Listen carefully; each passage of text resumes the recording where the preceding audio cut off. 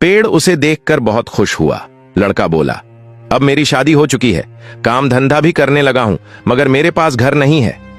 पेड़ बोला, तू चिंता मत कर, मैं हूं ना, तू मेरी डालियां काट ले, उन्हें बेचकर घर बना ले। लड़का जामुन के पेड़ की सारी डालियां काट कर ले गया। जामुन का पेड़ अब ठूंठ बनकर रह गया था। अब उसके पास कुछ भी नहीं बचा था। बंजर ठूंठ हो जाने के बाद पेड़ बिल्कुल अकेला हो गया था। अब तो उसके पास पक्षी भी नहीं आते थे। अब न नई कलियां फूटी न पत्ते निकले। पेड़ पूरी तरह मुरझा गया था। कई वर्ष बीत गए। अब पेड़ ने उस लड़के का इंतजार करना भी छोड़ दिया था। बहुत वर्षों बाद एक बूढ़ा वहां आया। पेड़ से बोला, मुझे पहचाना? मैं वही हूं जो बचपन में तुम्हारे साथ खेलता था, फिर तुम्हारे जामुन तोड़कर ले गया था, उसके बाद डालियां भी काट के ले गया था। पेड़ बोला, अब मेरे पास तुम्हें देने के लिए कुछ भी नहीं है। मैं तो अब निस्सहाय और अनुपयोगी हूं। अब मैं तुम्हारे किसी काम का नहीं हूं। अब तो कोई भी मेरे पास नहीं रुकता। मुझे देखकर लोग दूर से निकल जाते हैं।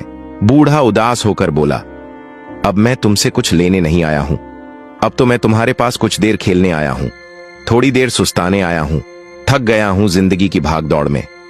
अब तुम्हारी गोद में सर रखकर थोड़ा सा आराम करना चाहता हूं। फिर वह दौड़कर पेड़ से लिपट गया। वर्षों से बंजर पड़े उस पेड़ में हलचल हुई। नई कलियां फूटने लगी, नई डालियां निकल आईं, और देखते ही देखते वह हरा भरा हो गया।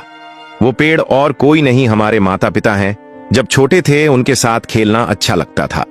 जैसे जैसे बड़े होते गए उनसे दूर होते गए। उनके पास तब आए जब कोई जरूरत पड़ी, कोई समस्या खड़ी हुई।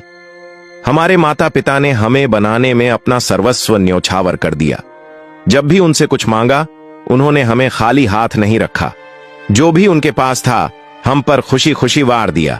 खुद कंगाल हो गए, हमें ऊंचा उठाते उठाते। आज भी वे माँ बाप उस बंजर पेड़ की तरह अपने बच्चों की राह देखते हैं।